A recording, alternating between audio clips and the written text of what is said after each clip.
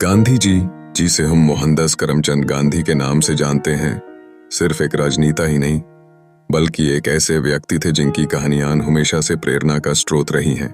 लेकिन क्या आपने उनकी एक अनोखी कहानी के बारे में सुना है जो आज भी लोगों की नजरों से छुपी हुई है? बचपन में गांधी जी एक अलग ही दुनिया में रहते थे। उन्हें छोटी छोटी समस्याओं से मुझे काफी तकलीफ होती थी। एक बार उन्होंने अपने पिता से कहा कि मैं टमाटर खाने के लिए इतने पैसे क्यों दूं। यह बातें उनकी प्रगति का प्रतीक थी कि उन्होंने जीवन के हर पहलू को समझने का प्रयास किया। इस अनुकरण में उनका विकास जहां खुद से समस्याओं का समाधान ढूंढने की क्षमता थी। उनकी कहानी का एक और प्रसिद्ध पहलू उनका खादी आंदोलन है। खादी का कपड़ा सिर्फ एक वस्त्र नहीं था बल्कि एक ऐसे आंदोलन का प्रतीक था जो उन्होंने अंग्रेजी साम्राज्य के खिलाफ खड़ा होने के लिए शुरू किया। इस आंदोलन में उन्होंने बताया कि व्यक्ति के लिए क्या सही है और क्या गलत, जिससे समझ आया कि अपने खुद के उत्पादन को प्राथमिकता देना क्या होता है। इस विचार ने देश को एक नई राह दी थी जो अब भी समझ में उतना ही प्रभावित है।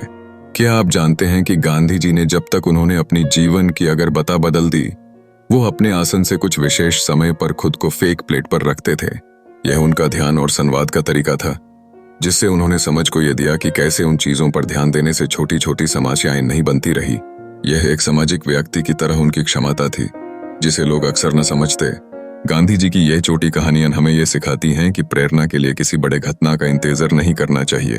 हर व्यक्ति की कहानी अलग होती है, परंतु उनका प्रभाव बहुत बड़ा होता है। आज भी हम सबको इन कहानियों से सीखने की जरूरत है, क्योंकि इनमें ही आजादी और सामाजिक क्रांति का छुपा हुआ मंत्र है।